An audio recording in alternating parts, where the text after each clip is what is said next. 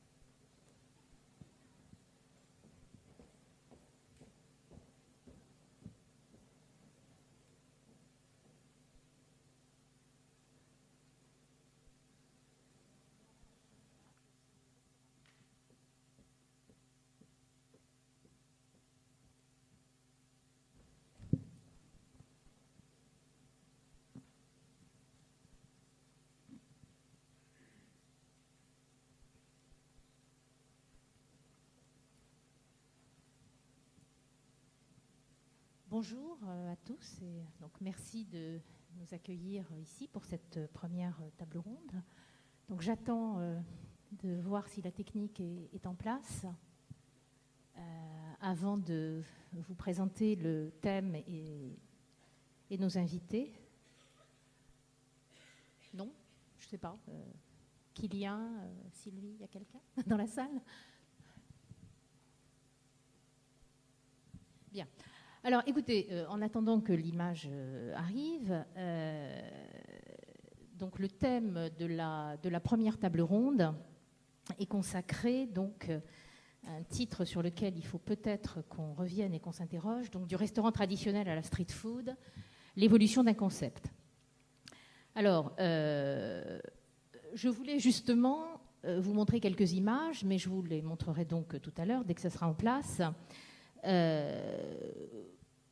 Pour vous montrer que manger dehors, manger hors de chez soi, a toujours été une pratique tout à fait courante dans l'histoire depuis l'Antiquité. On mange dehors, hors de chez soi, par plaisir, par loisir, mais aussi beaucoup par nécessité. Le voyageur mange hors de chez lui, le touriste, le travailleur qui ne rentre pas chez lui à midi, le pauvre qui n'a pas forcément de cuisine chez lui, qui n'a pas de cheminée, qui n'a pas de réchaud, ce qui était quand même très fréquent jusqu'au début du XXe siècle dans les appartements, dans les immeubles urbains. Même dans la littérature du XIXe, le vieux garçon qui n'a pas de femme à la maison pour lui préparer un repas, vous voyez, va systématiquement manger au restaurant midi et soir. Et la restauration hors foyer, en fait, s'offre à toutes les époques sous de multiples formes, et je n'ai toujours pas les images. Donc on peut manger depuis toujours, assis ou debout. On peut manger à l'intérieur d'un bâtiment, d'un édifice, ou on peut manger à l'extérieur, dans la rue. On peut manger, acheter une nourriture chez un traiteur, aller le manger dans la rue, ou aller le manger dans des établissements qui recevaient des clients qui venaient avec leur nourriture.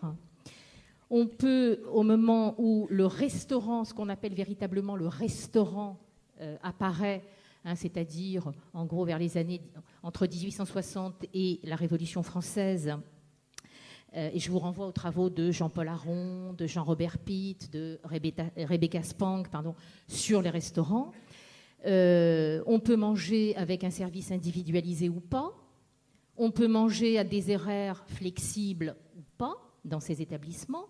On peut manger à un menu fixe ou on peut manger à la carte. On peut donc choisir ses mets ou choisir les prix ou pas. On peut se faire servir ou on peut se servir soi-même avec l'introduction, par exemple, du self-service qui vient des États-Unis dans les années 50. Donc, vous voyez, tout ça, il y a une multitude de possibilités de restauration. Et bien voilà, enfin, j'ai l'image. Donc, Kilian, si vous pouvez. Alors, je vais vous montrer très vite et je vais passer la parole à nos invités. Juste 2-3 choses. Première image, voilà, un restaurant traditionnel, les Frères Provençaux, au Palais Royal, à Paris. Voilà. Chez Justa, ça c'est une image sous la Restauration. Donc voilà, on reconnaît le restaurant traditionnel avec le service, la table individuelle, etc. Voilà, image suivante. Ça c'est le Grand Hôtel du Louvre dans les années 1860. Et vous voyez que là, on n'en est pas au service individuel, c'est ce qu'on appelle la table d'hôte. Alors là, le repas est pris à heure fixe et tous alors soit le pensionnaire de l'hôtel, soit les voyageurs qui sont de passage dans l'hôtel se retrouvent à ces grandes tables. Image suivante. Voilà, alors très belle image, celle-là, voilà, qui vous montre un peu l'allure que ça pouvait avoir, toujours le Grand Hôtel du Louvre à Paris. Image suivante. Ces idées de table d'hôte se sont poursuivies jusqu'à la fin du 19e siècle. Là, vous voyez, ce n'est pas du tout un hôtel de luxe, mais c'est quand même une table d'hôte où on est reçu et on mange à heure fixe et en compagnie et auprès de gens qu'on ne connaît pas. Image suivante. Là, c'est une autre forme de table d'hôte, je dirais. C'est le restaurant des Pieds Humides qui était au Halles, près de la Fontaine des Innocents. Ce n'est pas tout à fait la soupe populaire, mais vous voyez, là, ce sont les nécessiteux qui viennent manger là. Et vous avez là ce qu'on appelait les cuisines en plein vent. Vous avez des dames qui ont des fourneaux et qui préparent des mets et qui vont servir à ces gens donc attablés autour de ces tréteaux. Voilà, image suivante. Là, c'est la soupe, la fameuse soupe au Hall de Baltard. Alors, quand on voit ces images, on peut dire oui, mais c'est la soupe qu'on prenait dans la rue. Alors, c'est de la street food, non on prenait dans la rue. Mais alors, on peut dire c'est pour les forts des Halles, oui, parce qu'ils travaillaient toute la nuit, parce qu'il y avait notamment cette fameuse soupe à l'oignon, la tradition de la soupe à l'oignon. Et image suivante, eh bien là, pas du tout. Là, vous voyez, c'est une gravure qui s'appelle 1895, fin du 19e siècle, qui s'appelle 6 heures du matin. Et ben, qu'est-ce qu'on voit? Que les gens prennent leur café au lait, leur chocolat, dans la rue, comme ça, au coin d'une rue, dans un corner, comme on dirait aujourd'hui. Et image suivante, voilà, toujours là, une soupe dans la rue, à l'extérieur. Image suivante. Et là, je termine là-dessus. Vous voyez que ça s'appelle buffet américain. Alors là, c'est une invention étrange, puisque là, on est à l'intérieur, on n'est pas pauvre, manifestement, mais on mange debout. Et on mange des choses pas mal. On boit du vin, il y a du poulet, il y a des fruits, etc. Et on mange debout, ce qui semble une extravagance et qui est probablement un modèle venu des États-Unis. Voilà. Alors, merci. J'en terminerai avec... Voilà, pour vous montrer que, vous voyez, cette multiplicité des formes de restauration, finalement, a toujours existé. Et là, c'est des images du 19e siècle, mais on pourrait en trouver aussi d'antérieurs. Alors, Bernard Boutboul, vous, bonjour. Donc, vous êtes, je vous donnerai, donc je vais présenter tous nos intervenants. Donc, vous êtes consultant. Vous faites de la prospective, spécialiste donc sur les consommateurs et la relation au restaurant. Vous avez une pratique du terrain avant d'avoir monté votre entreprise. Et donc, vous êtes le grand spécialiste quand même de l'attente des consommateurs dans le domaine donc, de la restauration. Alors ensuite, nous avons donc Anissa Elou qui vient donc de Londres, qui est auteure, qui est cuisinière, et qui est donc spécialisée sur la street food, parce que vous avez une expérience originale, puisque vous êtes, vous, entre le Liban, la Syrie, l'Europe, vous vivez à Londres, et vous introduisez donc comme ça des nouveaux types de concepts à Londres et en Europe. Yves Pinard, directeur des restaurants du Louvre, cuisinier de formation pendant très longtemps, et puis vous vous êtes retrouvé donc à la tête de ce concept très original, très novateur, il y a une vingtaine d'années, donc des restaurants du Louvre.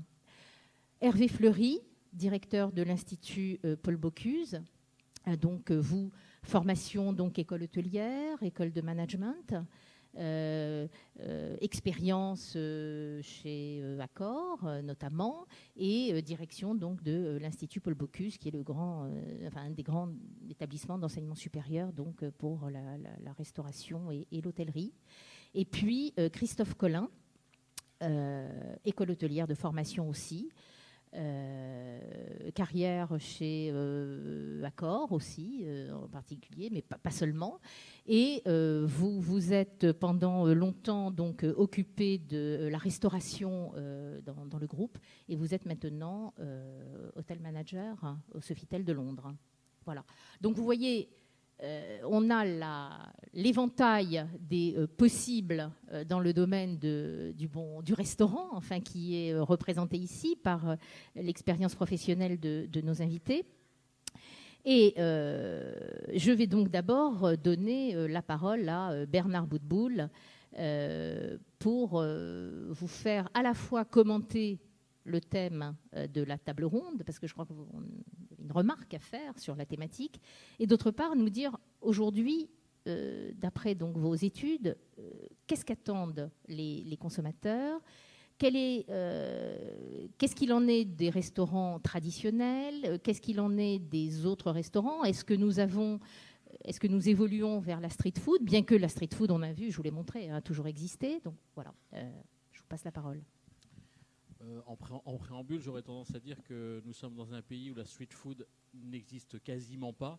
Nous ne mangeons pas dans la rue, nous ne buvons pas dans la rue, en tout cas en mouvement.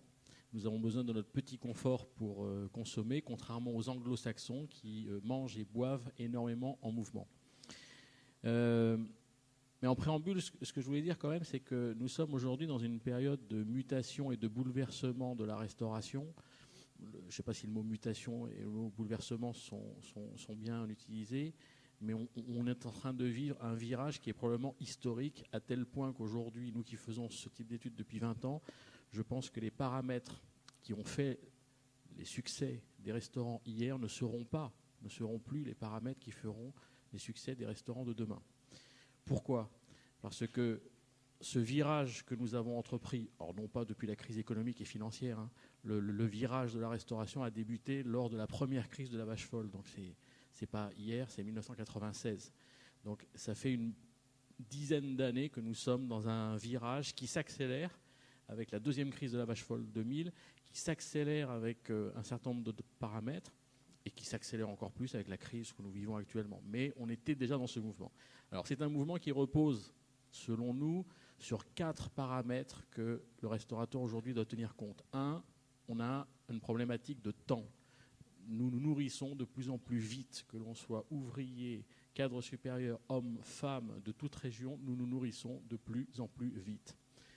Deuxième paramètre, c'est que nous sommes dans une société qui se féminise. Et une société qui se féminise ses comportements de consommation. Et ça veut dire quoi concrètement ? Ça veut dire que les cartes de restaurants en termes de produits, en termes de formules, en termes d'offres, doivent absolument évoluer en termes de structure, en termes d'offres. Le troisième pilier, c'est que nos rythmes de vie ont considérablement changé. Nous avons des rythmes liés au travail, liés à la nourriture, liés au sommeil, liés aux loisirs qui ont radicalement changé. Ça a obligatoirement une influence sur les restaurants.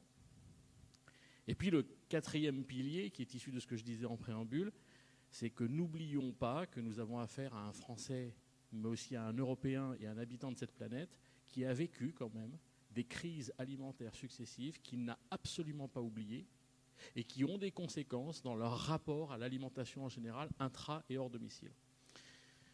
Donc sur ces 4 piliers-là que sont le temps, la féminisation, nos rythmes et la sécurité, eh bien nous sommes dans un virage où tout va changer. Et quels sont les grands changements ? On ne va pas tous les développer parce que les conséquences, on ne les connaît pas tous aujourd'hui, mais je vais vous en citer un qui est extrêmement spectaculaire et quasiment unique au monde sur le territoire français. Je ne sais pas si vous savez, la France est devenue, aux yeux du monde, le laboratoire d'innovation en termes de restauration. C'est incroyable. On disait toujours que ce qui se passe aux États-Unis arrivera en France. Je peux vous assurer qu'aujourd'hui, ce qui est en train de se passer en France arrivera aux États-Unis demain. Les Américains et les Asiatiques ont les yeux rivés sur nos innovations culinaires, enfin, innovations restauration, pardon. Et je vais vous en citer une qui est vraiment extraordinaire que les Américains et les Asiatiques regardent. C'est notre déclinaison de la restauration rapide par le haut. Qui aurait dit il y a encore 10 ans que Paul Bocuse, Guy Martin, Alain Ducasse, Joël Robuchon, les frères Pourcel, Westermann, et j'en oublie, et ils m'excuseront, qui sont quand même des gens prestigieux dans le secteur de la restauration, se seraient lancés dans la sandwicherie. Je dis bien la sandwicherie. Ces gens-là ont monté des unités de restauration rapide. La déclinaison de la restauration rapide par le haut, les Américains qui sont inventeurs de la restauration rapide disent c'est quand même un comble, incroyable, que le pays de la gastronomie est en train de montrer au monde que ce n'est pas parce qu'on est pressé qu'on peut manger n'importe quoi. Et il y a une inspiration qui va venir de ce côté-là de la restauration qui va évidemment changer la donne. Alors évidemment, ces gens-là ne vont pas monter des chaînes de sandwicherie, ils n'ont pas eu toute cette intention-là, mais vous pensez bien que quand les maîtres culinaires donnent le ton et donnent une inspiration comme celle-ci, il y a plein de gens qui ont envie de voir et de faire de la restauration autrement. Et tant mieux, parce que nous avons affaire à un consommateur qui a envie que cela change, qui n'est pas d'un côté la fast-food malbouffe, de l'autre côté la gastronomie. Ça ne marche plus comme ça. Alors le gros avantage qu'on a quand des étoiles Michelin font de la restauration rapide, c'est que McDonald's va avoir des difficultés à faire de la gastronomie.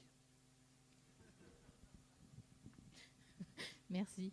Mais alors, ce mouvement, en fait, il est généré par le génie français ou par l'attente des consommateurs français qui ont une exigence qui fait que si on ne tire pas cette restauration rapide vers le haut, elle ne peut pas marcher en France? Vous avez entièrement raison. Ceci vient de la particularité et du rapport qu'ont les Français avec la restauration en général. Ils sont très paradoxes dans leur consommation, ils sont très exigeants, ils tiennent absolument à une nourriture, être très près du produit, etc. Et c'est eux qui, quelque part, ont provoqué cette mutation. Et cette mutation ne pouvait pas arriver des États-Unis, ne pouvait pas arriver d'un autre endroit de la planète, d'un endroit plutôt qui a un patrimoine culinaire extrêmement fort. Qui, plus que la France, a ce patrimoine culinaire et cette histoire culinaire aussi forte? Extrêmement intéressant. Alors, Hervé Fleury, je vais vous demander de prendre la suite, parce que vous, quand même, dans votre institut, où vous recevez, vous disiez 45% d'étudiants français, et donc 55% d'étrangers, c'est-à-dire qui viennent partout dans le monde. Est-ce que vous les formez au restaurant traditionnel ou à toutes les nouvelles formes de restauration qui interviennent, et comment, sur quelle base vous les formez aujourd'hui en tenant compte des évolutions et des mutations? Alors, effectivement, nous avons 37 nationalités différentes. Nous sommes une petite école, 330 étudiants de niveau licence et master, hôtellerie et art culinaire. En fait, je pense que monsieur a bien posé le débat. Ce qui est en jeu, c'est le soin du bien manger. Et la France, à travers son expérience du bien manger, sa culture, a, je pense, le devoir de proposer, dans les évolutions de la consommation aujourd'hui, une manière de manger adaptée au rythme de notre époque, tout en conservant cette relation au goût, relation aux produits que l'on mange, relation à celui qui donne et qui reçoit le plat. Alors, pour répondre à votre question, nous sommes très attachés à transmettre la tradition. Ce bien manger en France s'appuie sur des pratiques, des techniques qui ont plus de 200 ans d'expérimentation. Et ces techniques, c'est ce qui font la base de ce métier. C'est un métier éminemment manuel. Alors, on peut le considérer comme dépassé, mais on peut le considérer également comme une base traditionnelle sur laquelle on va pouvoir développer une approche innovante, adaptée à la modernité. Je suis de ceux qui croient que plus on est traditionnel, ancré dans un principe, dans dans une culture de métier, et plus on peut être ouvert à la modernité. Donc, à l'Institut Paul Bocuse, on est très attaché à dispenser un enseignement technique de tradition en cuisine, service à table, en hôtellerie, et un enseignement très innovant en termes de management, d'où la relation est formidable avec l'Université Lyon 3, qui est notre partenaire pédagogique. Et c'est là où, je pense, sans être très original, nous avons un exemple qui marche à l'international de façon à préparer des jeunes à devenir acteurs des métiers, de la cuisine, de la restauration, de l'hôtellerie, avec ces bases pratiques d'un métier à la française et une connaissance managériale qui leur permet d'entreprendre. L'enjeu, et je pense que le débat est lancé, quand Paul Bocuse, Alain Ducasse, Antoine Westermann proposent des offres de restauration rapide, il y a une connotation fast-food, on peut l'appeler comme on a envie de l'appeler. Ce qui compte, mais je crois que ça c'est important, c'est que l'on commence à se mettre d'accord sur les codes. Les codes, c'est moderne. Quand on parle de tradition de la table, on a l'impression d'être un peu passéiste, pour certains. Donc, moi je crois que pour les nouvelles générations, ce qui est important, c'est peut-être de voir comment on peut transmettre à travers des codes une relation à l'acte de manger qui soit juste, que l'on ait un quart d'heure pour manger, que l'on ait une demi-heure, que l'on ait 2 heures. Il y a une manière d'offrir ce que l'on donne à manger et une manière de le manger autrement. On n'est plus dans cette relation, on mange plus, excusez-moi, mais on va se mettre à bouffer, on se remplit. Et je crois qu'il est aujourd'hui démontré que psychologiquement, physiologiquement, indépendamment de la relation à l'autre, mais prendre le temps de manger, quelle que soit la durée de ce temps que l'on s'autorise, il faut que ça reste un plaisir. Et je pense qu'il y a des chemins qui sont ouverts aujourd'hui par des grands chefs français qui sont reconnus et qui sont des pistes intéressantes sur lesquelles on peut, je pense, continuer à développer. Et vos étudiants, ils s'y intéressent à ces pistes-là, ou ils viennent surtout pour prendre les bases de la tradition, ou ils développent ensuite des concepts plus novateurs, plus originaux? Alors, ils s'y intéressent, bien sûr, puisque ce sont des jeunes qui sont très intéressés par le monde dans lequel ils vont vivre, dans lequel ils vivent d'abord et dans lequel ils vont vivre et entreprendre demain. Je pense que encore une fois, cette tradition qui leur est dispensée leur permet d'être ouverts à cette modernité, mais dans le respect de ce qui doit être, donc dans des règles qui font que, quel que soit l'environnement, l'acte de manger est juste. Alors, vous travaillez aussi particulièrement sur le restaurant dans le cadre du centre de recherche que vous venez d'ouvrir et où, je crois, vous faites des expérimentations, vous faites des recherches sur, au fond, qu'est-ce qu'un restaurant, qu'est-ce que le service, est-ce que vous pouvez nous en parler un peu? Volontiers. Pour faire l'histoire très courte, l'OMS, il y a 4 ans, est venu visiter l'Institut Paul Bocuse et en présentant ce que nous faisions, j'avais le sentiment, c'était le numéro 2 de l'OMS, que ce qui allait être le retour, c'est bien ce que vous faites, mais c'est un peu frivole par rapport aux enjeux qui sont les nôtres aujourd'hui.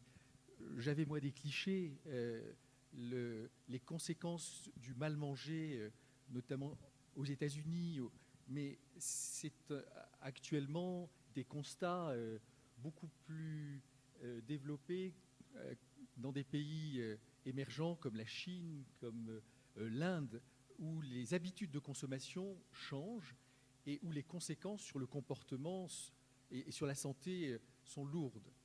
Et nous avons, dans cette dynamique, avec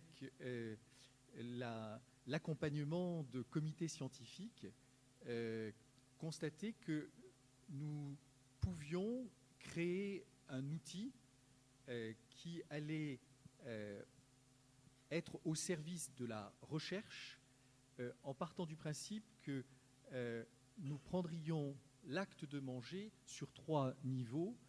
Le goût, plaisir. Si on mange, si on donne à manger, il faut solliciter les sens. Le premier sens étant la vue. L'économie de temps, l'économie de moyens, l'économie d'équipement. Et puis la santé bien-être. Faire que ce que l'on mange donne à celui qui mange l'énergie dont il a besoin pour passer une bonne journée. Et nous avons lancé 5 thèses de doctorat aujourd'hui, en partenariat avec les universités, dont une, je pense, et dans la dynamique de cette table ronde, porte sur le verbal et la gestuelle dans la restauration haut de gamme. C'est une évidence que de dire que le vocabulaire dans un restaurant est plat. Il ne transcende pas celui qui sert, et il n'est pas très intéressant pour celui qui est servi. Tout ce qui est de nature à être lié à la gestuelle, au regard, bon, tout ceci est à prendre en compte aujourd'hui, quel que soit l'environnement dans lequel on est amené à déjeuner. Et c'est un des thèmes de recherche qui est développé depuis quelques semaines. C'est-à-dire en même temps tradition, code et ouverture quand même vers de la recherche pour adapter ces codes, si je comprends, cette tradition. Alors Christophe Colin, donc vous, après donc ces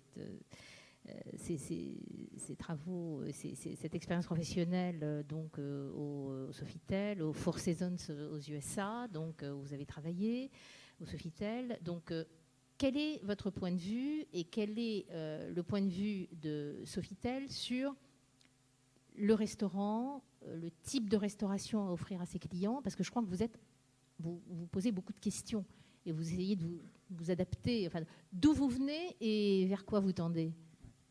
Donc, on vient d'une restauration qui était très classique, étant une chaîne très franco-française où, il y a quelques années, on disait à nos directeurs d'hôtel que s'ils avaient un restaurant, ils devaient avoir un restaurant dans l'hôtel et le restaurant devait avoir au moins une étoile Michelin. Il y a quelques années. On en est très loin maintenant. On est en plein repositionnement de la marque, où on est en train de tirer vers le haut. Donc la marque, à terme, donc 2010, deviendra vraiment une marque globale 5 étoiles de luxe. Et malgré ça, on se pose beaucoup de questions au niveau de la restauration. Le repositionnement passe par la restauration d'ailleurs, parce qu'on redécouvre notre ADN français. On ne veut pas être une chaîne française, mais on est une chaîne qui a des origines françaises et qui retient ce qu'on appelle, nous, le French Touch, donc des touches françaises. Et bien entendu, l'un des 3 axes principaux est la restauration. Alors, quelles sont les questions qu'on se pose aujourd'hui chez Sofitel? Les premières sont: est-ce qu'on a besoin de plusieurs restaurants? Est-ce qu'on a besoin de restaurants traditionnels, classiques? Est-ce qu'on a besoin de restaurants français? Et toutes les réponses à ces questions sont non. On est en train de réfléchir à des restaurants qui sortent un petit peu des sentiers battus pour s'adapter justement à ce que disait Bernard plus tôt, et surtout pour répondre à la demande. On n'est pas là pour imposer notre vue de la restauration, mais on écoute ce que demandent nos clients et puis on va leur donner. Et la raison pour laquelle on fait ça, c'est parce que maintenant il faut que notre restauration soit lucrative. Et on a des budgets et des goals de profit qui sont assez hauts. Et c'est une chose un petit peu différente et nouvelle dans l'hôtellerie également, où maintenant, avant la restauration, c'est ce qu'on appelait, c'était une amenity. C'était là, on arrivait un petit peu à balancer, c'était bien. Aujourd'hui, la restauration doit faire de l'argent. Et c'est à ce moment-là qu'on se pose les questions. Est-ce qu'on a besoin de plusieurs points de vente? Est-ce qu'on a besoin d'avoir des restaurants qui ferment ou qui ouvrent à des temps définis, ce qui fait que nos clients, s'ils veulent se nourrir ou boire dans nos hôtels, sont obligés de sortir. Donc dans ce cas-là, on s'adapte et on regarde ce qui se passe dans la rue. Parce que franchement, par exemple au niveau du petit déjeuner, on s'aperçoit que dans nos hôtels, les clients sortent et ne prennent plus les petits déjeuners chez nous. Pourquoi? Pourquoi? Parce que maintenant, on a Starbucks, on a des chaînes comme ça où on peut prendre des petits déjeuners rapides, bon marché, de qualité. On n'a pas de service pesant, on n'a pas besoin de s'asseoir, on n'a pas besoin de s'habiller. Donc maintenant, dans les étoiles, on offre la même chose. La contrainte du service, de cette tradition du service. C'est le facteur temps. Dans ce cas-là, c'est le facteur temps, ouais, où il faut s'asseoir, on ouvre un menu, on attend que le maître d'hôtel vienne, ensuite c'est le chef de rang qui va venir, etc. On n'a plus le temps. Le client ne recherche pas ça. La plupart du temps, maintenant, il y a des niches et il y a des moments, il y a des instants où il va rechercher ça. Mais une clientèle comme chez nous, qui est la plupart du temps une clientèle d'affaires, n'a plus le temps pour ça. Est-ce qu'il y a des évolutions et des réponses différenciées à travers le monde où il y a une sorte d'uniformisation, ou est-ce que vous adaptez les réponses? Est-ce que les demandes sont identiques partout? Parce que bon, c'est la même clientèle voyageuse, mais il y a peut-être après des traditions nationales. Je dirais que les demandes sont plus ou moins les mêmes. Par contre, il n'y a pas du tout d'uniformation. Donc on ne parle pas d'une restauration chez Sofitel. Chaque hôtel envisagera sa propre restauration par rapport justement à la demande du marché. Les grandes tendances que l'on voit, encore une fois, sont des restaurants qui vont rester ouverts toute la journée. On essaie de ne plus faire de restaurants gastronomiques, comme on appelait ça d'antan. Mais des restaurants qui vont justement s'adapter à la demande au fur et à mesure de la journée. Donc on va faire le petit déjeuner le matin, le même restaurant se transformera en un restaurant qui va offrir des plats rapides, légers, des sandwichs, des choses comme ça, même dans un 4 étoiles ou dans un 5 étoiles. Et ça, c'est une chose qui est un petit peu compliquée à faire comprendre, d'une part à nos chefs, parce qu'ils n'ont pas été formés comme ça, et à beaucoup de service staff également, où pour eux, servir une soupe dans une tasse ou un sandwich, c'est du jamais vu dans un 5 étoiles. Donc là aussi, il y a beaucoup de changements de mentalité à faire. D'accord. Alors donc vous avez été parmi ceux qui ont initié ce mouvement de rendre les étoiles du Michelin, si j'ai bien compris. On les rend pas. Aller vers autre chose. On rend pas d'étoiles. Pour aller vers autre chose. C'est juste que quand on change un concept, on ne va pas automatiquement essayer de les garder. Maintenant, si on nous donne des étoiles pour les meilleurs sandwichs, pourquoi pas? Pourquoi pas? Donc voilà une forme d'expérience, d'interrogation intéressante. Et puis, je voudrais faire maintenant passer la parole à Yves Pinard. Alors, vous, c'est encore autre chose. Enfin, toujours dans les interrogations sur ce que peut être le restaurant, ce que peut devenir le restaurant. Donc, vous avez été cuisinier pendant très longtemps. Et puis, en 1989, vous vous êtes retrouvé propulsé, en fait, au cœur d'une nouvelle demande qui était très, très novatrice à l'époque et qui était donc les fameux restaurants du Louvre, puisque donc on reconcevait tout l'espace du Louvre. Et je crois que l'idée de Jack Lang, c'était et c'était très novateur à l'époque, c'était de lier un lieu culturel avec un lieu de restauration. Et donc vous avez mené, dirigé cette expérience. Comment vous l'avez menée? Qu'est-ce que vous en avez tiré? Et vers quoi ça évolue maintenant? Oui, alors je tiens à préciser d'abord que je suis toujours cuisinier. Hein. J'insiste Oui, là-dessus. pardonnez-moi. Voyons, je voudrais dire ceci. Tout à l'heure, notre ami de l'Institut Paul Bocuse a dit vite et bien. Vite et bien, oui, mais on entend ça toujours dans les restaurants en général parce qu'il faut faire vite et bien. Mais j'oserais ajouter et pas trop cher. Et je crois que c'est les 3 maîtres mots, moi, de la restauration actuellement. Et quand on parle du Louvre, donc c'est l'endroit que je connais, je parle du musée du Louvre, hein, pas de l'hôtel du Louvre. Il est vrai qu'en 89, quand on a ouvert le restaurant, enfin les restaurants, pour le groupe Accor à l'époque, il avait été demandé par le ministère de la Culture, donc dans ce lieu où il passe beaucoup de monde, et il en passe de plus en plus, de faire une restauration qui réponde aux besoins de tous les visiteurs, quels qu'ils soient, quelle que soit leur culture, quelle que soit leur provenance, mais surtout, et j'y arrive, quel que soit le moyen qu'ils avaient dans leur porte-monnaie. Alors ça veut dire que dans les musées du monde entier, à l'époque, il y avait des petites cafétérias rapides, rien de bien transcendant.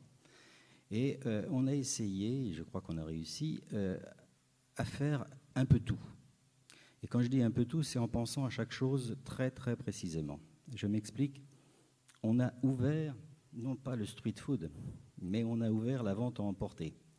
C'est-à-dire qu'on avait des petits comptoirs, on a toujours bien sûr, on avait des petits comptoirs sur lesquels on pouvait acheter une bouteille d'eau, manger quelque chose, j'allais dire sans s'arrêter, donc c'est pour ça que je dis presque le street food déjà, et les gens mangeaient avant que de rentrer dans les salles du musée, et puis ils avaient la possibilité bien entendu de s'asseoir dans un café qui était en self-service ou qui était en service à table déjà. Où ils pouvaient manger aussi d'une façon un peu plus évoluée. Et puis il y avait de la restauration dite rapide en self-service, avec plateau, etc., tel qu'on sait le faire. Il y avait salon de thé, où on pouvait se poser pour une petite nourriture. Enfin, pour arriver enfin à un restaurant gastronomique, le Grand Louvre, ça veut dire que nous avions un panel absolument complet. Ça permettait à chacun, dès 9h le matin, dès l'ouverture du musée, de pouvoir consommer ce qu'ils avaient envie. Parce que nos habitudes, c'est petit déjeuner, goûter éventuellement et dîner. Mais il faut penser aux gens qui voyagent. Et puis nous sommes dans cette ère des voyages tellement faciles. On va d'un point à l'autre de la planète très rapidement. Mais quand on arrive, il y a un décalage horaire, il y a plein de choses. Et les gens n'ont pas forcément le temps ou l'envie de prendre notre habitude immédiatement. Ça veut dire qu'il faut être en mesure de pouvoir leur servir ce qu'ils souhaitent au moment où ils en ont besoin. J'oserais ajouter que dans le Louvre, nous avons ouvert ça il y a 20 ans. Eh bien, tout ça, ça va très vite, parce que 20 ans après, c'est-à-dire que nous sommes en 2008, 19 ans exactement, en 2008, nous sommes déjà en train de repenser le concept et nous sommes en train de partir sur une autre direction qui sera la même chose mais complètement revue. C'est-à-dire que la restauration rapide va rester rapide, mais nous allons servir aussi presque uniquement dans des emballages jetables.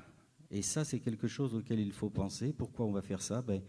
Parce que c'est la tendance, parce qu'on mange sur place, parce qu'on emmène, parce qu'il faut que ça soit propre, parce que c'est l'évolution. Alors je ne sais pas si c'est une évolution positive ou une évolution négative, j'en sais rien. Je souhaite, moi, en ce qui me concerne, par contre, et je veux le dire, qu'il y ait toujours des gens qui soient capables de répondre à ce critère bien, la qualité. Et pour ce faire, je sais que dans cette salle, il y a beaucoup de gens qui sont concernés par ce sujet.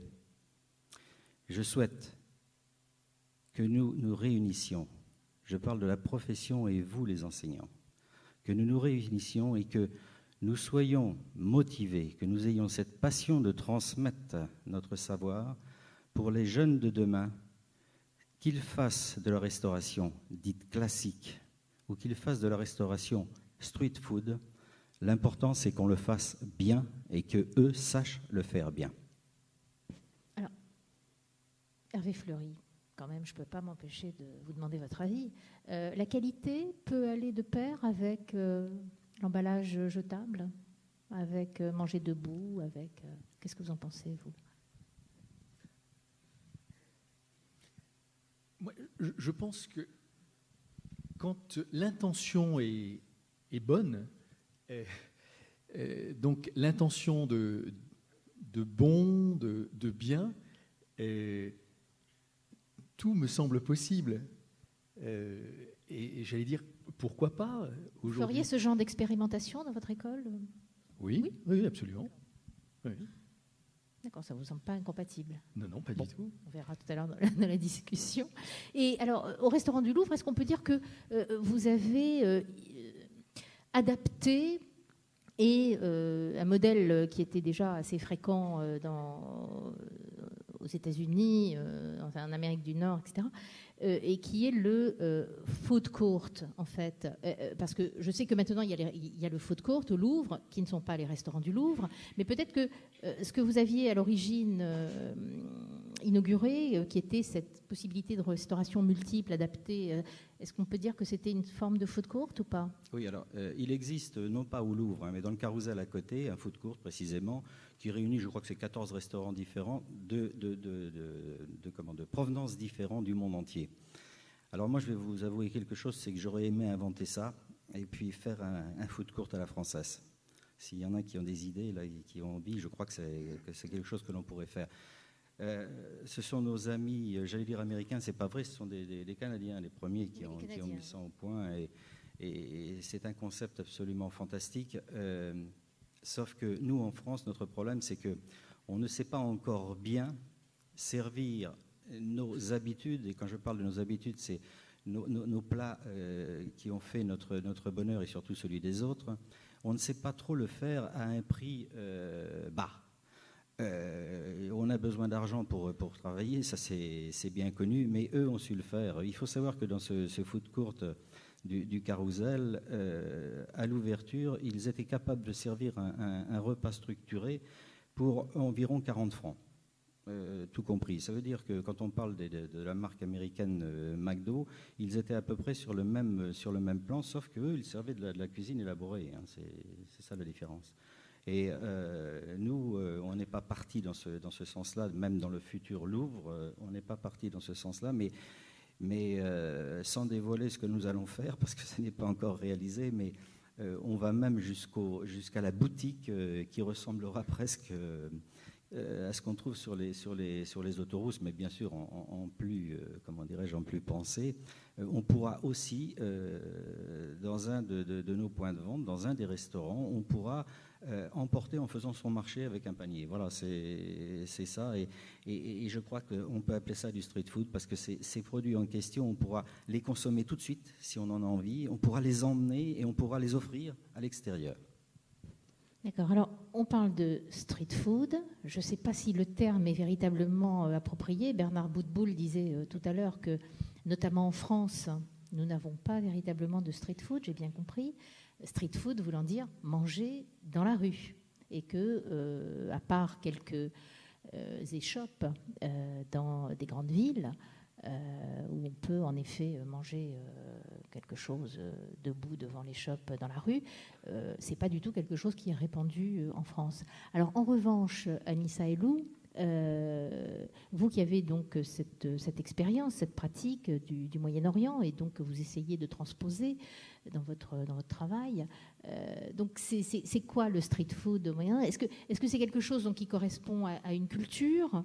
Est-ce que nous n'en avons pas parce que nous avons des réglementations du commerce de rue, d'occupation des trottoirs, etc., qui ont fait que tout ce qu'on voyait tout à l'heure, qui était en place depuis l'Antiquité, le Moyen-Âge, etc., et qui perdurait jusqu'au début du XXe siècle, ont petit à petit disparu parce qu'il y a eu en effet des réglementations, des législations sur les occupations des trottoirs. Donc on n'a pas ça au Moyen-Orient. Et donc tous ces petits métiers de la restauration de rue ont subsisté. Et alors, est-ce que c'est synonyme de qualité ou pas? Enfin, quel est le paysage? Le paysage est intéressant parce que dans les images que vous avez montrées, il y avait un peu de street food qu'on ne verrait jamais maintenant, alors que si on avait pris des images il y a 100 ans en Turquie ou au Maroc ou au Liban ou en Syrie, les images maintenant seraient tout à fait pareilles ou plus ou moins pareilles. La nourriture est pareille, la scène dans la rue est plus ou moins pareille, surtout dans les souks.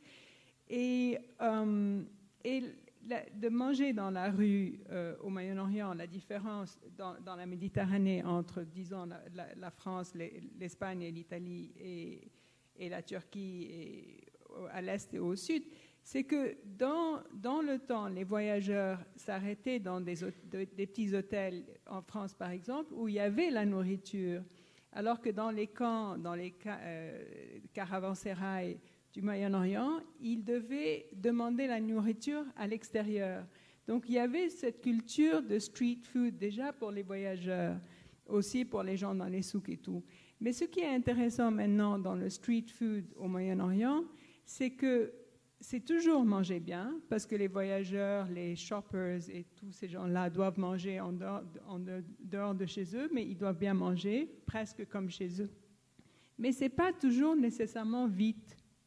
Par exemple, dans les souks hebdomadaires en dehors de Marrakech, il y a une tradition où les gens qui viennent s'approvisionner ou les gens qui viennent vendre prennent leur nourriture dans des échoppes de cuisine et ils donnent aux cuisiniers les ingrédients pour le tagine qui se fera après 1 heure ou 1 heure et demie et ils le mangeront sous les tentes. C'est un genre de street food qui n'est pas toujours rapide. En Turquie, par exemple, il y a un street food qui sont des moules farcis qui se mangent très vite mais qui prennent un temps fou à faire et qui sont très sophistiqués. Donc le street food n'est pas toujours fast food.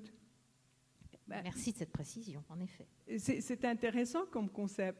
Mais ce qui est encore plus intéressant, surtout dans le côté d'aujourd'hui, de comment réimaginer les restaurants, les concepts et tout ça, c'est que le street food traditionnel au Moyen-Orient peut très bien s'adapter à des concepts modernes. Les recettes, par exemple, différentes choses, les moules frites en Turquie qui sont frites et puis qui sont servies avec une sauce à la noix, et quelque chose d'assez sophistiqué, original, qui se prête au concept des petits plats ou plein de recettes comme ça Mais n'empêche que le street food est vraiment fait partie de la culture toujours et ne change pas.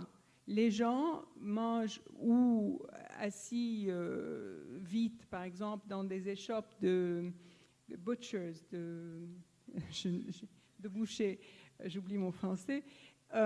Ils achètent la viande, ils demandent au boucher de la griller, ils la mangent et ils partent, ou ils la prennent dans un pain, ils partent. Et on ne trouve presque plus ça ici. Alors que dans le temps, il y avait quand même... La seule chose, c'est que dans les festivals, dans les fêtes, il y a, par besoin, une scène de street food en France, par exemple, où il y a des choses pas tout à fait françaises, comme la paella, par exemple, dans le sud, dans les férias de Nîmes, etc., que les gens mangent dans les rues.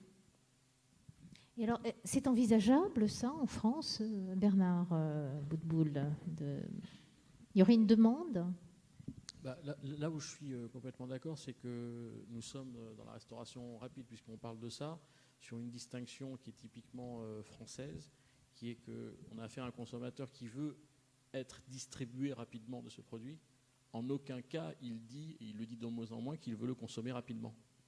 Ce qui veut dire que la restauration rapide, malgré tous les changements que tout le monde a évoqués, va de plus en plus aller vers des univers confortables, où on va laisser le choix au consommateur de consommer rapidement debout, rapidement assis, ou de prendre tout son temps assis confortablement dans l'unité où il aura consommé. Donc c'est la liberté de consommation au rythme du consommateur, suivant son rythme, mais dans tous les cas, le produit doit être distribué ultra rapidement.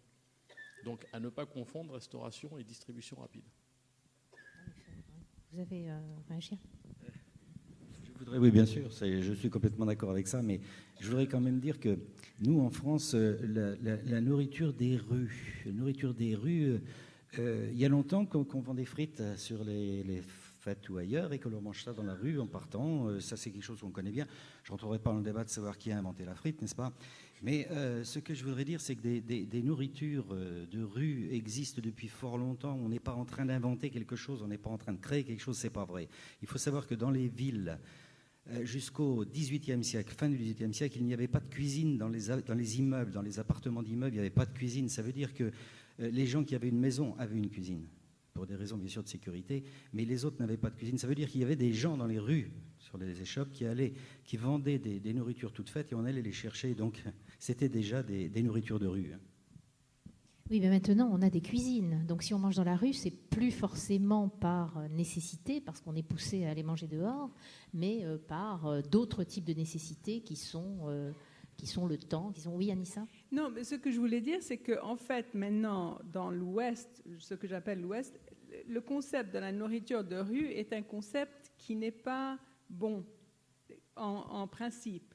On s'attend à mal manger dans la rue. Alors qu'au Moyen-Orient, on mange bien dans la rue. Ça fait une différence quand même.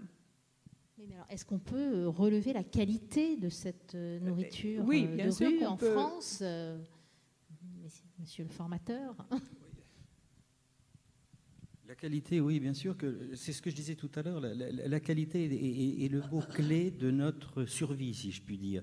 Il est prouvé qu'un restaurant, quel qu'il soit, quel que soit son niveau, qui sert de la bonne qualité, ben, je suis désolé, mais il s'en sort, celui-là. C'est sûr qu'il s'en sort, il suffit de savoir un peu compter et il s'en sort.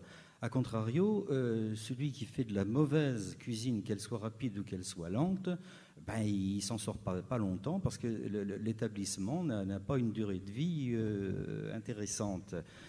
Mais c'est le client qui décide de ça. C'est pas celui qui propose la nourriture en question, c'est le client qui fait la différence. Et quand on met avec amour, le mot est peut-être excessif maintenant de nos jours, mais j'aime bien l'employer quand même, quand on prépare une nourriture quelle qu'elle soit, et que cette nourriture est bonne, je pense que le client la consomme, et à partir de ce moment-là, oui, je pense qu'on peut faire plein de sortes de nourriture qui répondent aux attentes des gens. La vie n'est plus la même maintenant. À midi, non, j'oserais dire qu'avant, quand on allait dans un restaurant, il est évident qu'aller au restaurant était une fête. C'était exceptionnel, on allait au restaurant. Je suis allé au restaurant, je vais au restaurant, c'était fantastique. Maintenant, c'est quelque chose de tout à fait banal. Et la fête existe toujours si c'est bon, parce qu'il y a le plaisir de manger. Et je pense que manger un sandwich avec un bon jambon, avec un bon saucisson, avec un bon français, vous voyez, je pense que c'est un moment de plaisir au même titre que d'aller chez Paul Bocuse et de manger quelque chose d'extraordinaire. Je pense que le plaisir n'a peut-être pas la même intensité, mais c'est plaisir quand même, et c'est plaisir du palais, et c'est ce que l'on sait bien faire en France, et je crois que quelle que soit la façon dont on le propose, je pense qu'on peut décupler, on peut conjuguer, on peut faire cela, mais il n'y a pas de problème, on peut le faire quel que soit le niveau. Je ne vois pas qu'il y ait de contrainte à faire quelque chose de simple et de bon. Mais je suis tout à fait d'accord. Pour proposer le bien manger, où il faut une éducation qui soit transmise par la famille, et ça a été, en tout cas dans notre pays, le cas jusqu'à maintenant, ou alors la formation, parce que c'est complexe de faire du bien manger, quel que soit l'environnement dans lequel on le fait. Madame, vous dites, moi effectivement, au Maroc, quand je vois le boucher qui part sa viande, qui la prépare, qui la cuit et qui la remet dans un pain. Il y a toute une gestuelle, il y a une tradition, son père, son grand-père, etc. Donc il y a un savoir-faire derrière. Il y a tout à fait un savoir-faire. Mais ce qui est intéressant de bien manger, que la qualité est toujours gagnante, ça dépend aussi de la discrimination du client. Par exemple, en Angleterre, le client est beaucoup moins qu'en France. Et c'est beaucoup plus facile de réussir avec de la mauvaise nourriture en Angleterre qu'en France, par exemple. Je suis désolée, je vis en Angleterre. Bon. Non, mais c'est tout à fait vrai. On ne va pas refaire un incident diplomatique avec nos amis anglais. Si vous permettez, je voudrais dire quand même qu'actuellement, la restauration anglaise est en train de monter énormément et les cuisiniers anglais sont en train de prendre une place que je l'espère, les Français ne laisseront pas. Alors, Christophe Colin, sur cette problématique, alors, bon, il se dégage qualité, il se dégage type de restaurant adapté à différents moments de la journée. Est-ce qu'on peut dire aussi approche générationnelle peut-être, d'une demande qui serait différente selon les âges, Non, tout les à fait. professions, Ouais. et très certainement le moment de la journée. C'est sûr qu'à midi ou le soir, ou en semaine et le week-end, ou pendant le temps de travail ou les vacances, on n'a pas la même... Oui, tout à fait. C'est pour ça ce qu'on dit, nous, c'est écouter ce que le client veut. Donc ça veut dire écouter le client, c'est déjà définir quel est notre client, d'où notre positionnement, encore une fois, parce qu'on se rend compte que le client que l'on a aujourd'hui, c'est une génération qui est en train de vieillir et qui demain ne sera plus notre client. Donc il faut qu'on s'adapte à une nouvelle génération de clientèle qui est...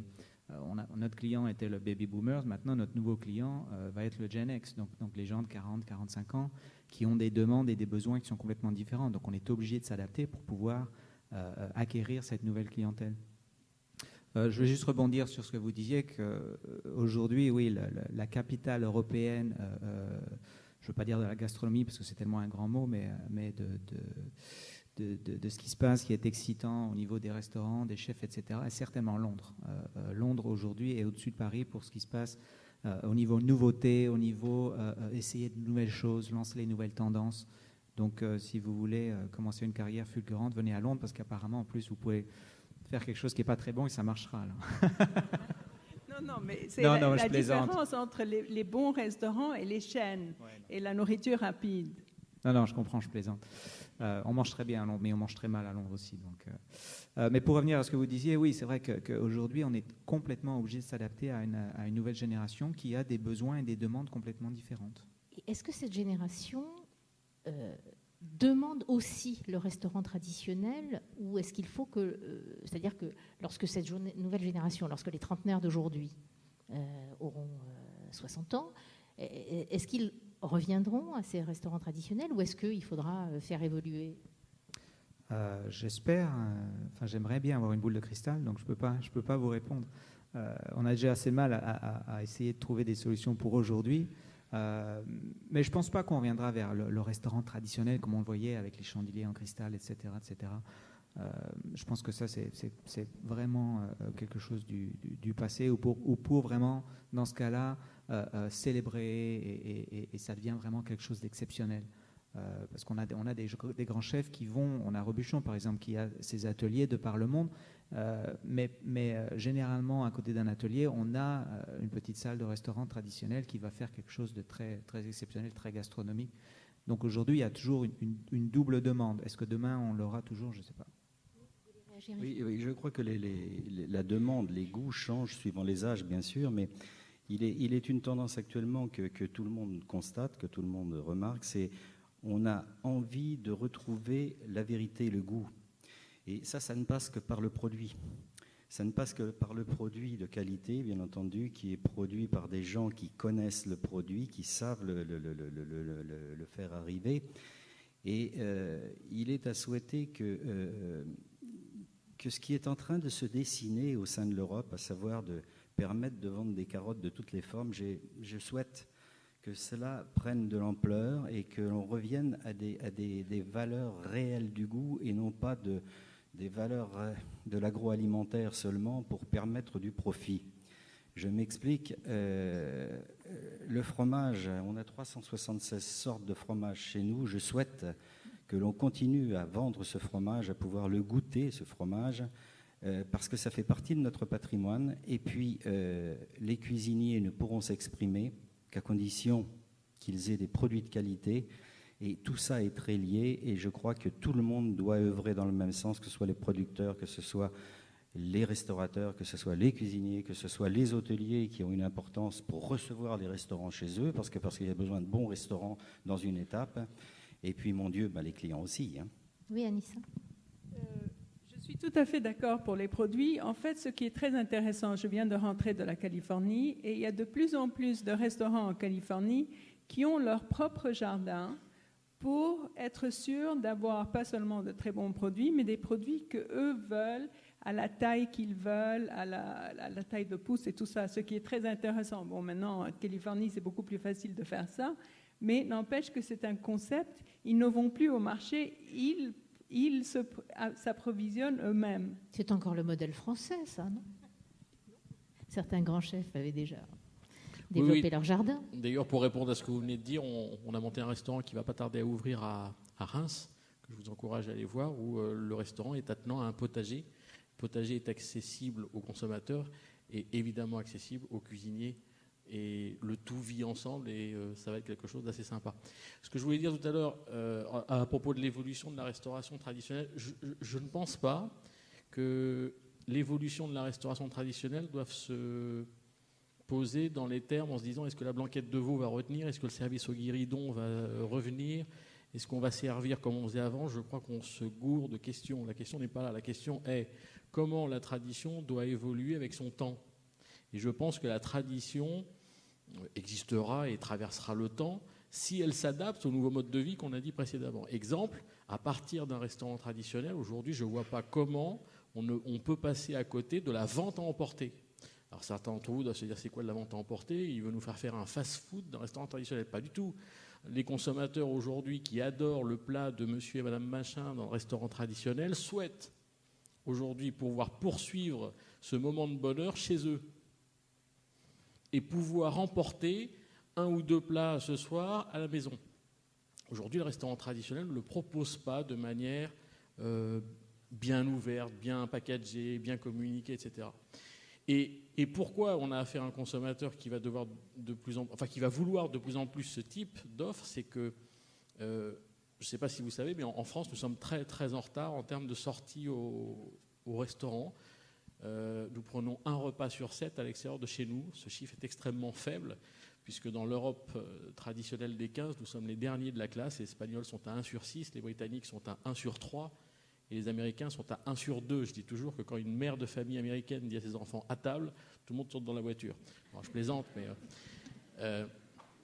ce chiffre-là de 1 sur 7 va exploser dans les années à venir. Et la restauration est un marché extrêmement porteur pour 2 raisons essentielles qui sont là déjà devant nous. C'est que le taux de retour à domicile le midi en semaine s'écroule parce qu'on bouge de plus en plus vite, de plus en plus loin, on rentrera de moins en moins à la maison, bref, c'est partout comme ça, et de plus en plus. Et puis le deuxième phénomène qui est lié à ce que je disais précédemment, c'est qu'en France, on a un gros problème, c'est que nous savons de moins en moins cuisiner, et ça ne va pas s'arranger. Donc il va falloir que le restaurateur fasse quelque chose. Si le consommateur se déplace de moins en moins au restaurant, il va falloir que le restaurant trouve des astuces pour aller de plus en plus au consommateur. Et c'est là l'évolution, c'est une des évolutions de la restauration traditionnelle, de modifier et de faire évoluer ces modes de distribution. Par exemple, les plats tout faits en vente dans les grandes surfaces que propose l'agroalimentaire, signés par des restaurateurs, c'est un mode d'intervention des restaurateurs chez les gens ou vous pensez à autre chose ? Non. Alors je dis que la grande distribution et les industries agroalimentaires sont en train de regarder ce que je viens de vous dire précédemment de très très près, parce que si les restaurateurs ne jouent pas ce jeu-là, ils vont le jouer à notre place. Et il faut faire très très attention. Je pense que c'est le restaurateur qui doit prendre cette place et non pas l'industrie agroalimentaire avec Auchan et Carrefour. Attention, parce qu'aujourd'hui, regardez bien les rayons frais et ultra frais de la grande distribution, ils se démultiplient d'année en année. Et pendant ce temps-là, le restaurateur ne bouge pas. Il attend que les gens viennent pousser la porte. Et je pense qu'il va falloir que le restaurateur commence à comprendre qu'il va falloir, non pas qu'il joue l'industriel de l'agroalimentaire, mais qu'il joue la carte de la valeur ajoutée que l'industriel de l'agroalimentaire ne pourra jamais avoir. Et la seule valeur ajoutée qu'un restaurateur pourra amener et qu'un industriel ne pourra pas avoir, c'est la très haute qualité du produit, cette valeur ajoutée. Christophe ? Oui, je suis d'accord. Ça, c'est une chose qui m'a effaré quand je suis retourné à Londres l'année dernière. C'est le nombre de ce qu'ils appellent ready meals, donc des plats préparés dans les supermarchés, des rayons après rayons. Donc, un Britannique sur 2 mange à l'extérieur, mais quand il mange à l'intérieur, c'est un ready meal. Donc, il ne cuisine pas. On met dans le four et terminé. Et il est grand temps que les gens en France se réveillent, la profession et les restaurateurs se réveillent, parce que c'est vrai que ce morceau de gâteau-là, ils vont le perdre. Mais je pense que c'est pas justement avec des plats emportés, mais c'est également plus de flexibilité. Encore une fois, c'est s'adapter à la demande. Et c'est vrai qu'on a un petit peu touché sur ça, mais pas trop encore. C'est au niveau de la valeur qualité-prix. Value. Grande question. Quelquefois, on a de l'argent et quelquefois, on n'en a pas. Et aujourd'hui, en France, au restaurant, ça coûte toujours très cher. Sauf qu'avec cette crise financière, ça a quand même changé parce que maintenant, les gens commencent à cuisiner plus chez eux parce que c'est moins cher que d'acheter ces plats à emporter. Bernard ? Par rapport, vous n'avez pas parlé du prix quand même, parce que pour le consommateur, c'est quelque chose d'important, le prix du restaurant. Donc, pour un restaurant traditionnel, jusqu'où il est prêt à aller? Pour le restaurant de rue, pour la vente à emporter, est-ce que vous avez des données là-dessus? Là-dessus, j'ai un avis qui va peut-être faire grincer des dents, mais ça fait quand même 6-7 ans que le consommateur n'est pas très très content des prix qui sont pratiqués dans tout l'univers de la restauration, du café bistrot jusqu'à la gastronomie. Pourquoi? Parce que il s'est passé en 2002 le passage à l'euro, où nous faisons partie, et il faut l'avouer, des corporations qui ont largement abusé lors de ce passage à l'euro. Quand vous faites des relevés de prix d'une pizza, d'un café comptoir ou d'un steak frites, il y a 7 ans, avant le passage à l'euro et aujourd'hui, il y a des augmentations que le consommateur a repérées et qu'il trouve totalement injustifiées. Il a décroché sa fréquentation en restauration essentiellement pour ce problème-là. Maintenant, il continue à sortir. Et quand on lui dit « Où sors-tu ?» puisque tu dis que tout est cher, il dit « Je sors dans les endroits où le prix est justifié ». Il n'a pas un problème véritablement de hauteur de prix, il a un problème de justification du niveau de prix. Il est prêt à payer un repas 25 €, 55 €, 75 € ou 10 €. Ce repas devient cher lorsqu'il n'est pas justifié. C'est tout. Et aujourd'hui, il cherche la justification, non pas uniquement par rapport à la qualité intrinsèque de l'assiette, mais par rapport au rapport de l'ensemble du moment qu'il a passé dans ce lieu, par rapport à ce qu'il paye. Quand il est sur le trottoir, il dit « Ouais, c'est bon ». Ou alors « Trop cher pour ce que c'est ». On dit tout ça. Et quand il dit trop cher pour ce que c'est, il ne fait pas uniquement référence à la qualité intrinsèque du morceau de viande qu'il a mangé. Il fait aussi référence à l'accueil, au moment de l'accueil, au service, au conseil au niveau de la prise de commande, à l'hygiène du restaurant, à l'ambiance, bref, au moment qu'il a passé là. Je dis toujours que dans le moment qu'un client passe au restaurant, il y a un aspect aussi symbolique. Il y a un aspect il ressent quelque chose, une émotion. Et je suis désolé de dire que chez McDo, il y a de l'émotion, mais il y a de l'émotion aussi dans la haute gastronomie, il y a de l'émotion partout, mais il faut quand même avouer qu'il y a beaucoup de restaurateurs qui nous laissent aucune émotion. Vous travaillez beaucoup justement sur ces concepts d'ambiance, Oui, d'émotion que vous allez donner. Oui, complètement d'accord. Et c'est vrai que c'est pour ça que je dis la value, donc valeur, qualité, prix, ou la justification. Et on voit ça même dans le luxe. On a des gens qui vont quelquefois ne pas être contents parce que, comme vous le dites, ils disent que ça valait pas le prix.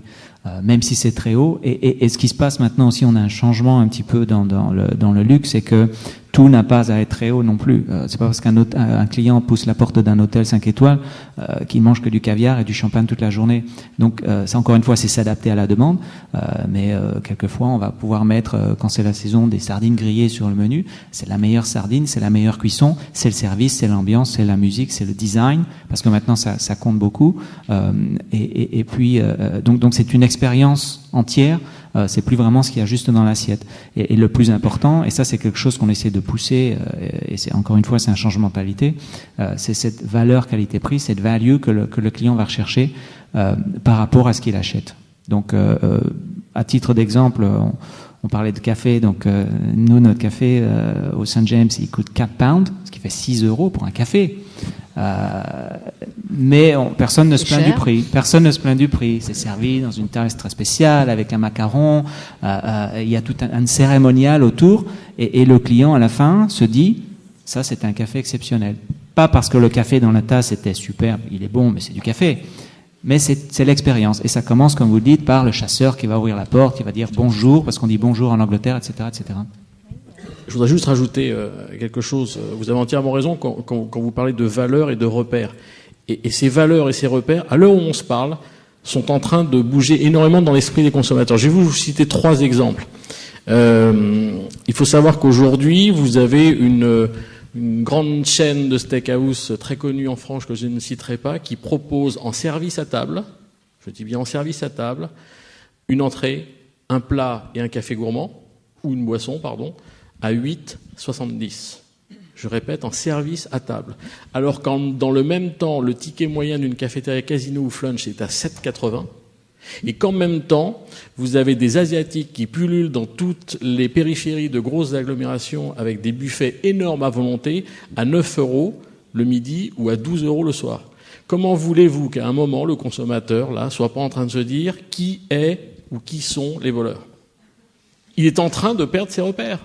Donc quand il va dans un restaurant où il s'en tire à 30 € pour manger en quantité la même chose, je ne parle pas en qualité, mais il ne le sait toujours pas, comment voulez-vous qu'il ne se pose pas des questions? Donc les repères sont en train de changer, et il va falloir faire très très attention à la sortie de ce qu'on vit là, parce que les repères changeant, eh bien, le consommateur va bouger d'un cran.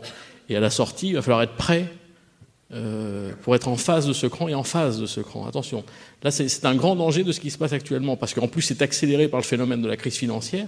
On a une restauration low cost qui est en train de s'installer, ça c'est très très dangereux. On a des grandes chaînes de restauration qui cassent les prix, je vois du moins 50, du moins 70, etc., pour attirer les clients. Il y a eu même une chaîne qui vous propose d'aller sur Internet et de tirer du 10 € cash en contrepartie de votre addition. C'est une chaîne à 18 € de ticket moyen. Autrement dit, vous y allez à 2, vous devez payer 36, vous donnez 10, puisque c'est valable que pour 2 personnes, vous payez 26. Autrement dit, vous mangez chez elle pour 13 €. Donc, on a affaire à des clients qui commencent à aimer ce genre de choses, je les comprends, mais que va-t-il se passer à la sortie de tout ça? Attention. Hervé Fleury, vous vouliez réagir? En fait, là, le sujet, c'est la quantité et la qualité. Quand on est dans une dynamique de production... Et le prix. Donc, il faut produire et donc on attaque le prix. Moi, je ne voudrais pas faire trop de... C'est vrai que les codes alimentaires sont en train d'évoluer et c'est une bonne chose. Ce qui inspire notre enseignement à Écully, c'est Cocteau. Je me permets de vous lire sa phrase. « La tradition est un mouvement perpétuel.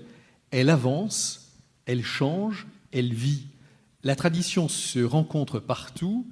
Efforcez-vous de la maintenir à la manière de votre époque. » Donc, moi, encore une fois, la tradition, c'est pour moi le professionnalisme. Donc, il me semble que, tout à l'heure, on parlait d'économie. Bon, en France, il ne faut pas oublier l'impact qu'ont pu avoir les 35 heures sur le résultat économique d'un restaurateur. Il ne faut pas le négliger. Et il a certainement, quand l'euro est arrivé, surfé sur la vague. Et sans doute, vous avez raison, il y a un rapport qualité-prix qui n'est pas toujours excellent. Ce que je voudrais dire aussi, c'est que moi, je ressens de plus en plus, chez les jeunes, un intérêt pour la cuisine. On n'a jamais parlé autant de cuisine dans les magazines, à la télévision, des écoles. Regardez, les amateurs de cuisine de toute génération, hommes, femmes, moi je trouve que c'est très encourageant et ça permet de constater qu'il y a, oui, cet intérêt, il y a un mouvement. Et quand l'on voit le président de cette 4e rencontre, Régis Marcon, je trouve ça magnifique. Je ne sais pas si vous connaissez Saint-Bonnet-le-Froid. Mais vous voyez, pour moi, c'est vraiment la déclinaison du pays, du paysan, du paysage, du paysan, du produit. Parce que pour aller à Saint-Bonnet-le-Froid, il faut vraiment y aller. Régis Marcon, il a une relation avec son environnement naturel, le champignon, parce qu'il faudrait revenir aussi. Ce qui est en jeu dans la restauration, c'est sa particularité. En France, on a la chance d'avoir de fabuleux terroirs, des produits qui sont aujourd'hui de mieux en mieux valorisés. Et je crois que le restaurateur a un rôle éminemment important. Et je sens qu'il y a des relations qui sont en train de s'établir, des relations nouvelles entre celui qui cultive le produit, celui qui le transporte. La logique de transport est extrêmement difficile, et celui qui va le préparer. Et je crois que ce fait de cette mondialisation ramenée à notre pays, quand il s'agit de manger, moi je le considère intéressant parce qu'il est en train de lever des clivages et de créer des passerelles qui, si on sait véritablement les exploiter, peut arriver à faire bien demain? Alors, vous évoquiez Régis Marcon, qui devait être partie prenante de cette table ronde, qui devait peut-être nous rejoindre encore. Il n'est pas venu, l'heure avance, et je crois qu'il a des problèmes de train, enfin qu'il arrivera plus tard. Et on peut dire que dans cette table ronde, on a évoqué, d'ouverture, on a évoqué pas mal de points qui seront traités ensuite dans les autres tables rondes de façon plus spécifique, dans les ateliers, et que Régis Marcon pourra très certainement, en tout cas je l'espère, intégrer une autre table ronde pour parler en effet de son expérience bien particulière. Alors, le temps passe et l'usage veut que, évidemment, et on est là pour ça, on passe la parole aux auditeurs qui ont sans doute des questions à poser à nos invités. Donc, y a-t-il des questions dans la salle? Très bien. Il y a quelqu'un pour passer le micro éventuellement? Donc ici, non?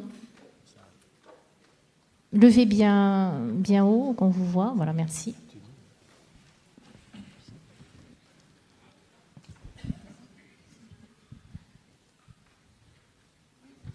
Présentez-vous, s'il vous plaît.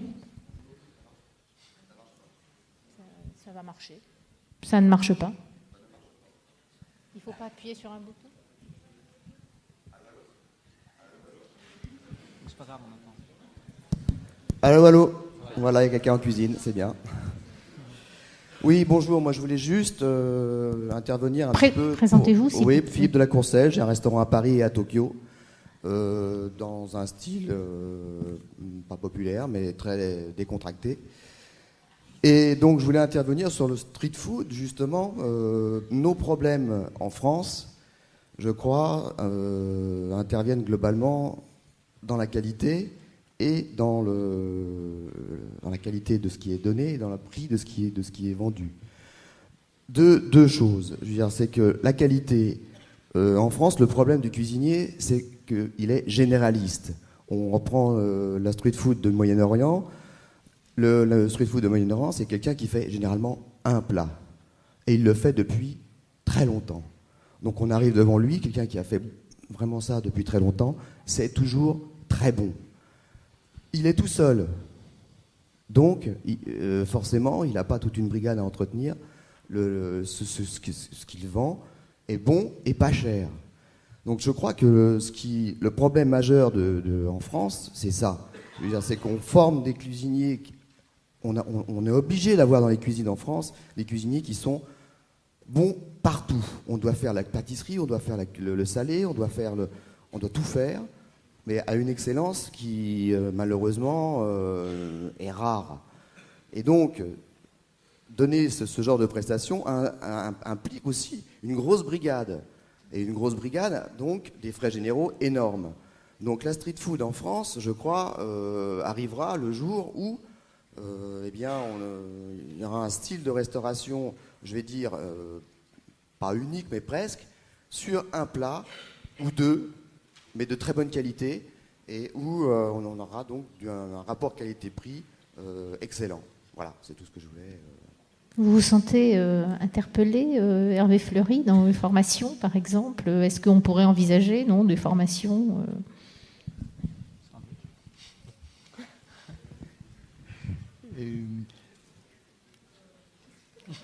Un sandwich, par exemple, c'est ce que vous êtes...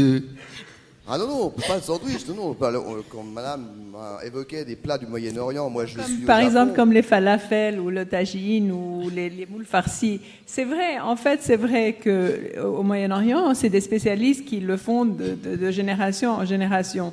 Mais je pense qu'en France, il y a aussi une question de règlement, de demande, de localité, les marchés, par exemple. Là où on trouve les street food au Moyen-Orient, c'est surtout dans les souks, les marchés, des endroits même modernes où les gens s'approvisionnent. Mais c'est vrai que c'est un concept qui se prêterait à la vie moderne si c'est bien fait. Et puis pour compléter, il faut savoir que nous sommes dans un pays où nous avons une législation extrêmement dure qui nous empêche de toute façon de faire fabriquer de la restauration dans la rue sur des équipements éphémères ou mobiles. C'est totalement interdit en France, contrairement à l'Asie où ceux qui ont été en Asie savent très bien qu'on peut manger à n'importe quel coin de rue. Aujourd'hui en France c'est totalement interdit.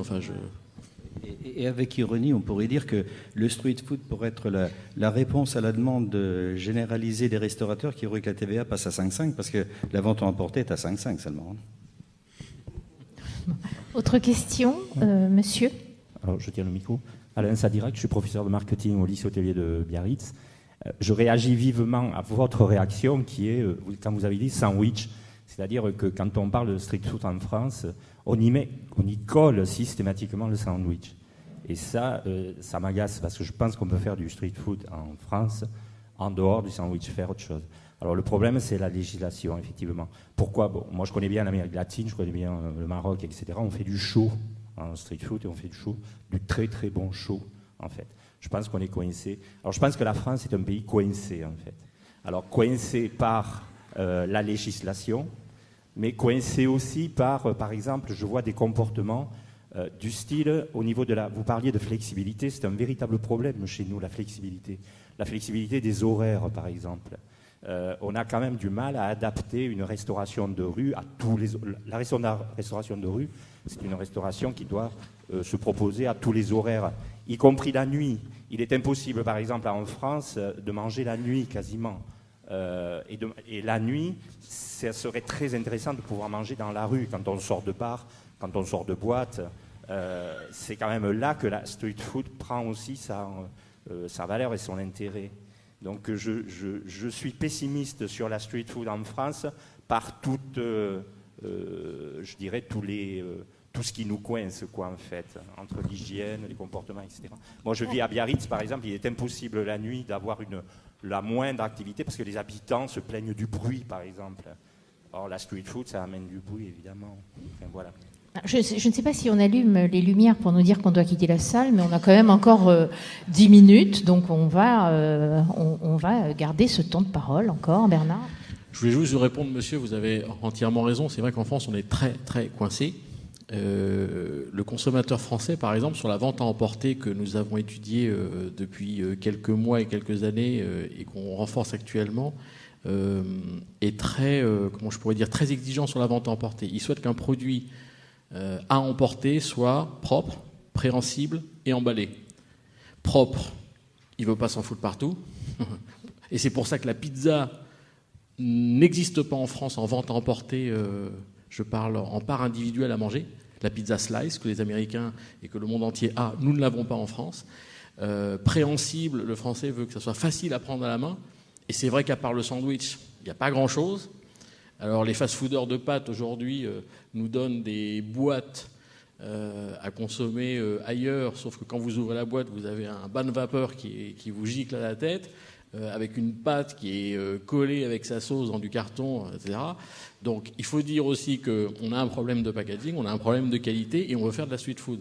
Donc il faut qu'on se décoince, je suis d'accord avec vous, mais il faut qu'aussi les restaurateurs se mettent réellement à travailler les emballages, les produits et la qualité intrinsèque.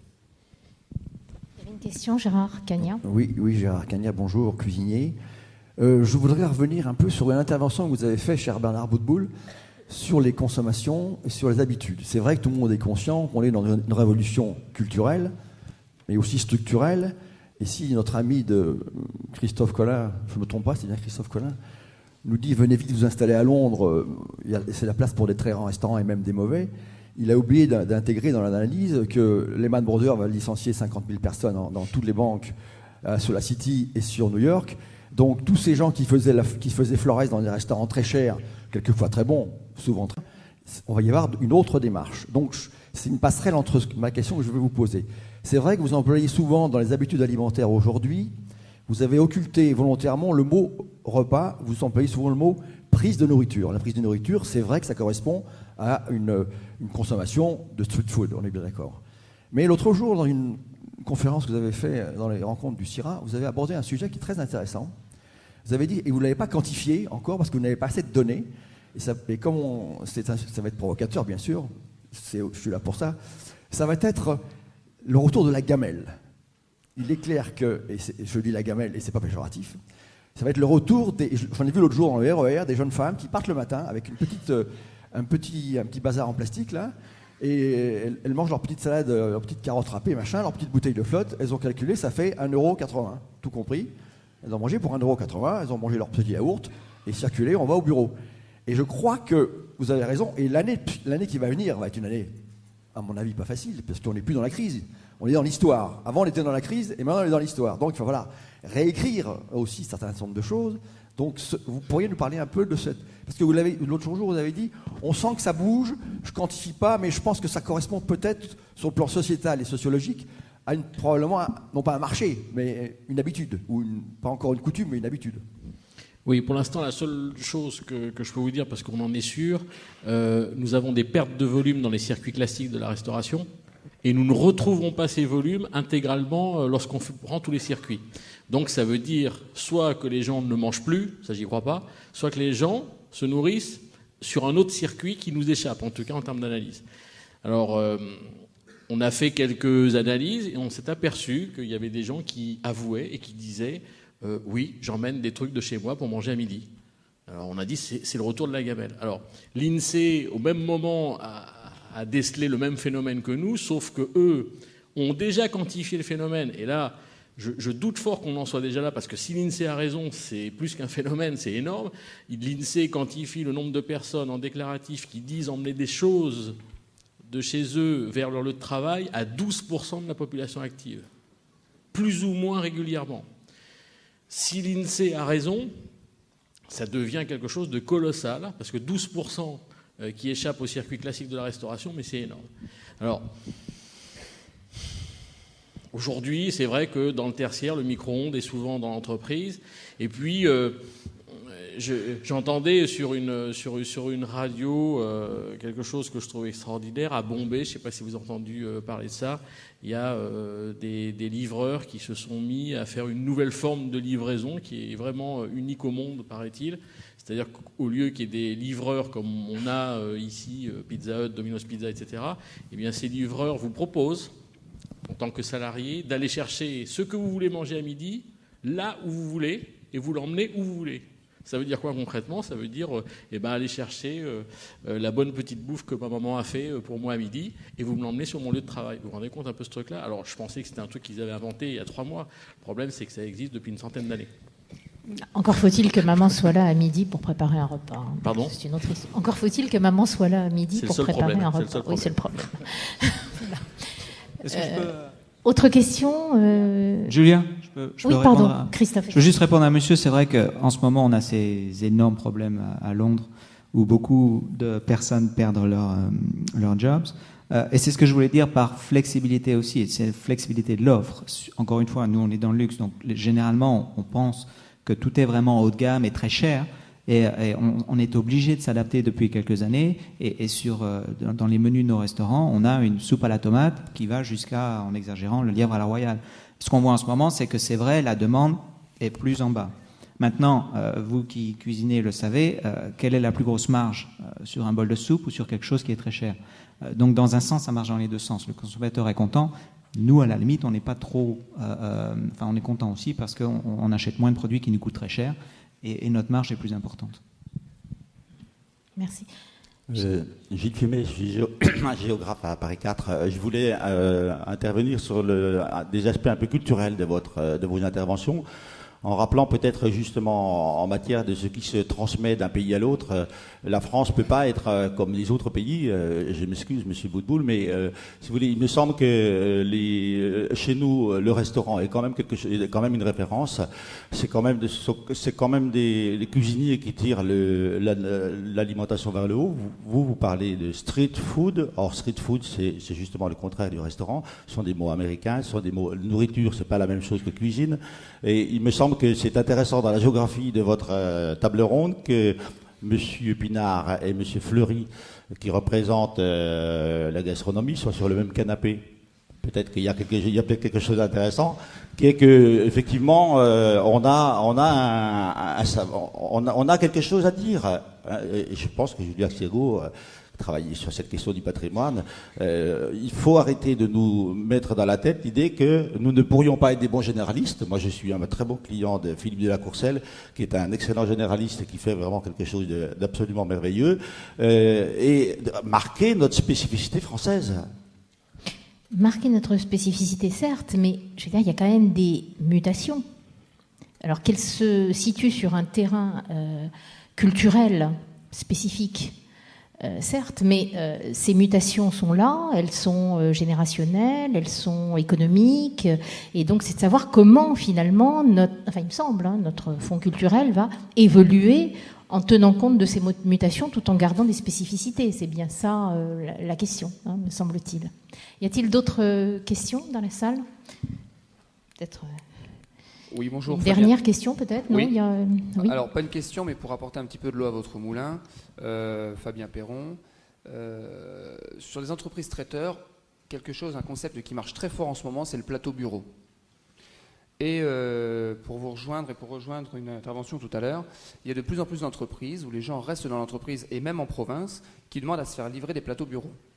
Alors nous, pour répondre à ça, on leur demande plutôt de venir chercher les plateaux bureaux parce qu'on est sur une TVA à 5,5. Et c'est vrai que je ne comprends pas pourquoi les restaurateurs ne se mettent pas sur de la vente à emporter où on passe sur la TVA à 5,5. Et ça, c'est un vrai problème économique et ça répondrait en plus aux attentes des clients. Voilà. Là, je ne sais pas si on peut que faire ce constat. Quelqu'un qui... Oui, Madame. Bonjour, Dany Deleval, vice-présidente de l'UMI. La question que monsieur vient de poser m'interpelle fortement. En fait, on ne demande pas aux restaurateurs de passer sur une TVA à 5,5. C'est déjà abandonner l'idée déjà que la TVA à 5,5 n'est pas obtensible. On ne peut pas l'obtenir et on ne veut pas rentrer sur ce concept-là. Je serai plus sur la dynamique du monsieur de Biarritz qui dit qu'il faut que nos établissements soient ouverts plus longtemps, plus souvent. Nous avons des visiteurs, des touristes qui viennent de toute l'Europe et en Europe du Nord, on mange de bonne heure. En Angleterre, on mange de bonne heure et en Suède, au Danemark également. Donc c'est prouvé justement parce qu'il y a là des emplois et en fait c'est ça que l'on veut dire comme message, c'est que la restauration est quand même, et le secteur des CHR dans son ensemble est quand même pourvoyeur d'emplois. Donc il faut que nous on soit capables, et on est en train de monter des argumentaires sur le fait que nous représentons un poids économique fort important et que justement l'obtention d'une TVA à taux réduit nous permettrait d'avoir des établissements qui soient ouverts toute la journée et puis qui correspondent à une demande. Et ça permettrait aussi, quelque peu, puisque nous sommes quand même en une situation difficile économiquement, de pouvoir argumenter sur le fait que notre secteur d'activité peut permettre de récupérer le point de croissance qui nous manque fortement. Donc voilà, on n'est pas sur la dynamique de dire aux restaurateurs faites de la vente à emporter, on leur dit faites bien ce que vous faites, et c'était très bien, très justement expliqué au niveau de la tribune, faites bien ce que vous faites, soyez bons dans votre domaine d'activité, soyez encore plus performants que vos voisins, et là justement c'est parce qu'on pourra montrer qu'on est bon et que la gastronomie fait partie d'un but de visite aussi de nos touristes, et qu'on pourra avoir des entreprises performantes. Voilà. Moi, c'est plus un message d'espoir que je veux donner aux jeunes qui sont dans la salle. Merci. Écoutez, je crois qu'il est l'heure de se séparer. Je remercie infiniment tous nos invités de la table ronde, certains qui sont venus de loin, et en tout cas qui se sont tous déplacés. Et merci à vous.